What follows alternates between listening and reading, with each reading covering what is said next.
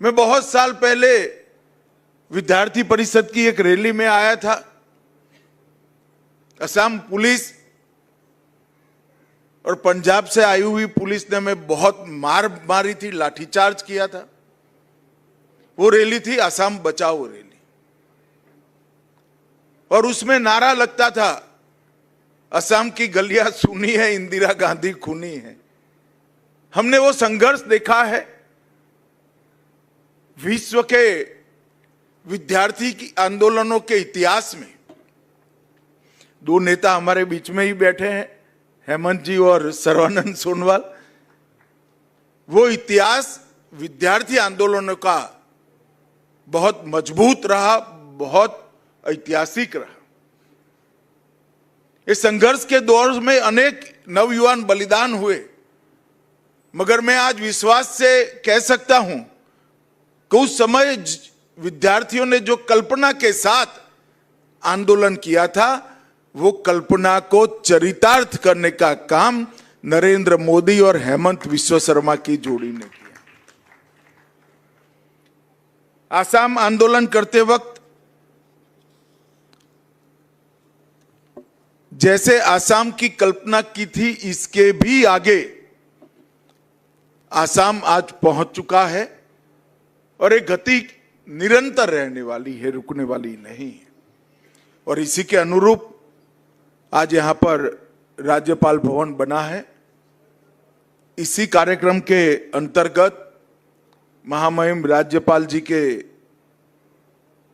सहमति से आज यहां 322 करोड़ से अधिक लागत की 8 परियोजनाओं का लोकार्पण और शिलान्यास किया गया, जिसमें मैं नेशनल साइबर फोरेंसिक लेबोरेटरी के लिए जरूर कुछ कहना चाहता हूं। मित्रों, हमने अंग्रेजों के बनाए हुए 3 कानूनों को समाप्त कर आपराधिक न्याय प्रणाली के 3 नए भारतीय कानूनों को इंट्रोड्यूस किया है, और उसमें विज्ञान के आधार पर, एफएसएल के आधार पर पुलिस की जांच और गुनहगारों को सजा दिलाने का प्रयास, इस पर अहम बल दिया है। मोदी जी के नेतृत्व में पूरा भारत डिजिटल इंडिया के स्वप्न को साकार कर रहा है। आसाम हो या गुजरात, एक छोटी सी ठेला लेकर सब्जी बेचने वाली महिला भी जब पेमेंट करने के लिए कोई बटुए में हाथ डालता है, तो वो अपना स्क्रीन दिखाती है कि यहां यूपीआई से पेमेंट करिए, तब बहुत आनंद होता है। और उस वक्त साइबर सिक्योरिटी नागरिकों के लिए बेहद जरूरी है। इसलिए भारत सरकार ने 2019 में I4C के तहत दिल्ली में पहला NCFL, national cyber forensics laboratory की स्थापना की, जो नागरिकों को अपनी गाढ़ी कमाई साइबर फ्रॉड वालों से बचाने के लिए मदद करती है। और दिल्ली के बाद मुझे कहते हुए बड़ा आनंद है, हेमंत जी का आग्रह से दूसरा NCFL आज गुवाहाटी में बनकर इसका उद्घाटन हुआ है, जो पूर्वोत्तर के सभी 8 राज्यों में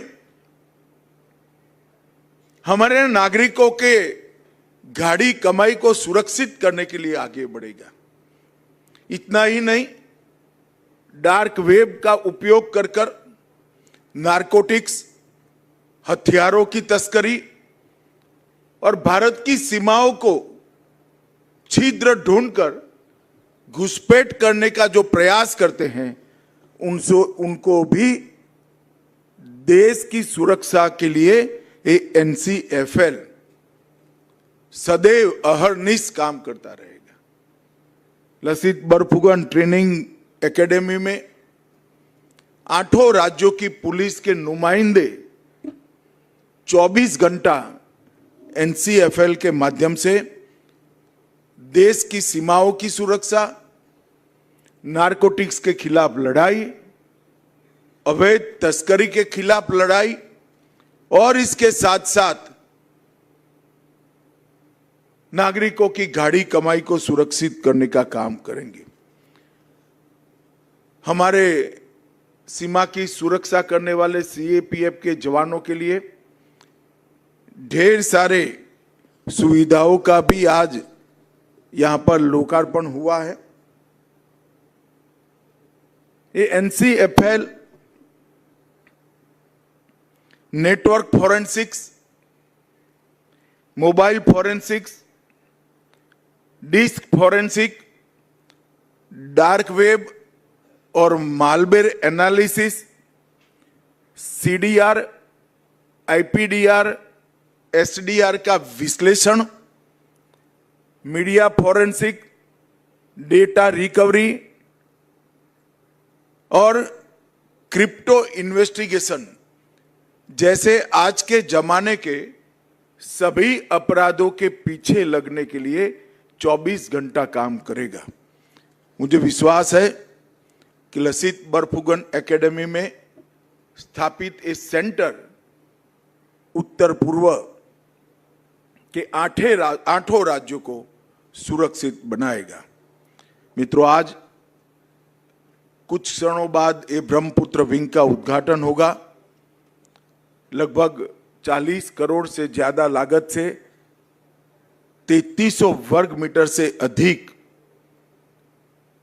ये राजनिवास के अंदर कई सारी संवैधानिक गतिविधियों को सुचारू रूप से चलाने की सुविधाएं निर्मित की गई। यहां पर विद्यार्थियों, शोधकर्ताओं, कलाकारों और नागरिक उनकी अनुमोदना करने का काम, उनकी विधाओं को एक्नॉलेज करने का भी काम होगा और एक सार्थक संवाद से राज्यपाल महोदय असम सरकार को जन भावनाओं से अवगत भी कराएगा। और ये जो दृश्य यहां से दिखाई पड़ता है, सागर जैसे ब्रह्मपुत्र को देखकर मैं लक्ष्मणाचार्य जी को कहना चाहता हूं, सबसे भव्य और सबसे सुंदर राजभवन आपके भाग्य में आया है, असम के राज्यपाल में आया। ये जो मनोहर दृश्य है वो सबकी थकान दूर करने वाला, सबकी चिंताओं का शमन करने वाला और जल से हमेशा नया उत्साह का सृजन होता है, उत्साह को बढ़ाने वाला है। मैंने आते आते देखा, हेमंत जी काम तो करते हैं पर दिखाने का कोई मौका भी नहीं छोड़ते हैं। गाड़ी में आते आते मुझे दिखा दिया कि 2 किलोमीटर लंबा यहां पर एक बहुत सौंदर्यवान सुंदर कॉरिडोर बना रहे हैं, जो ब्रह्मपुत्र के किनारे पर राजभवन के ठीक सामने पूरे गुवाहाटी के लोगों के लिए अपनी शाम को परिवार के साथ गुजारने का बहुत आकर्षक केंद्र होगा। ये बहुत लंबी यात्रा के बाद यहां पर आज एक सुंदर राजनिवास का लोकार्पण हुआ है। मैं फिर से एक बार हेमंत जी को उसको दूरदृष्टि के साथ बनाने के लिए और इसमें रहने वाले पहले राज्यपाल के रूप में लक्ष्मणाचार्य जी को बहुत बहुत शुभकामनाएं और बधाई देना चाहता हूं। मित्रों, 11 साल में मोदी जी ने इस देश के अंदर हर क्षेत्र में आमूलचूल परिवर्तन किया है। देश की बाहरी सुरक्षा हो, देश की आंतरिक सुरक्षा हो, देश के युवाओं को स्टार्टअप के माध्यम से विश्व भर के युवाओं के साथ 2-2 हाथ करने का मौका देना हो, दुनिया भर में भारत को उत्पादन का हब बनाना हो, विश्व प्रसिद्ध इंफ्रास्ट्रक्चर का निर्माण करना हो, पूरे देश को 24 घंटा बिजली देने के लिए पर्याप्त बिजली का उत्पादन करना हो, 25 करोड़ गरीबों को गरीबी रेखा से बाहर लाना हो, या 10 साल के अंदर ही देश के 60 करोड़ गरीबों को घर, बिजली, शौचालय, नल से जल, गैस का सिलेंडर, 5 लाख तक का स्वास्थ्य का पूरा खर्चा और प्रति व्यक्ति 5 किलो अनाज प्रति माह देना हो। हर क्षेत्र में मोदी जी ने परिवर्तन लाया है। न केवल नीतियां बनाई, नीतियों को जमीन पर उतारने का काम किया है, और उसके कारण देश भर में जो हर क्षेत्र में प्रगति हुई है, दुनिया इसको अचंभित होकर देख रही है। और पूरी दुनिया में भारत के साथ साथ हमारे प्रधानमंत्री का भी सम्मान बढ़ा है। 27 देशों ने मोदी जी को अपने सर्वोच्च नागरिक सम्मान से सम्मानित किया है। वो भारत के लिए गौरव का विषय है। और एक ऐसा प्रधानमंत्री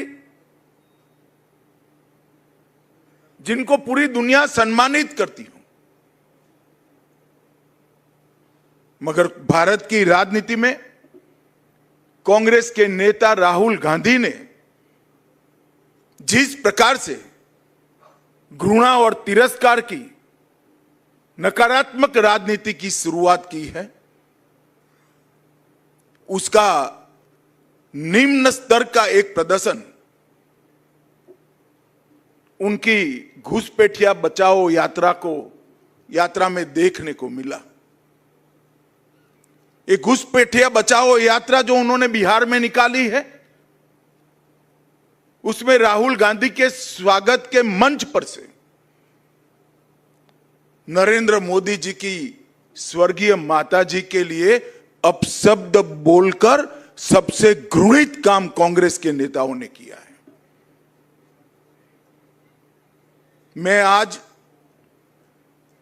इस मंच से राहुल जी ने जिस प्रकार से घृणा की स्तर बगैर की राजनीति की शुरुआत की है, उसकी और प्रधानमंत्री नरेंद्र मोदी जी की स्वर्गीय माता जी के लिए जो अपशब्द कहे गए, उसकी मैं हृदय से निंदा करता हूं। और मैं पूरे देश की जनता को भी कहना चाहता हूं कि जिस प्रकार की राजनीति, मुद्दा विहीन विरोध की राजनीति, नकारात्मक राजनीति, घृणा की राजनीति श्री राहुल गांधी ने शुरू की है, वो हमारे सार्वजनिक जीवन को ऊंचाई नहीं देगी, गर्त में ले जाएगी। और ये आज से नहीं है। मोदी जी जब से मुख्यमंत्री बने तब से सोनिया जी, राहुल जी, मणिशंकर अय्यर, दिग्विजय सिंह, जयराम रमेश, रेणुका चौधरी, हर कांग्रेस नेता ने मोदी जी के लिए अपशब्द कहे। कोई मौत का सौदागर कहता है, कोई जहरीला सांप कहता है, कोई नीच आदमी कहता है, कोई रावण बताता है, कोई भस्मासुर बताता है, कोई वायरस कहता है। कांग्रेस के नेता क्या समझते हैं? इस प्रकार की भाषा का प्रयोग कर कर आपको जनादेश प्राप्त होगा क्या? मैं आज कांग्रेस के नेताओं को कहना चाहता हूं, जितनी ज्यादा गालियां मोदी जी को आप दोगे, कमल का फूल इतना ही बड़ा होकर खिलकर आसमान तक पहुंचेगा।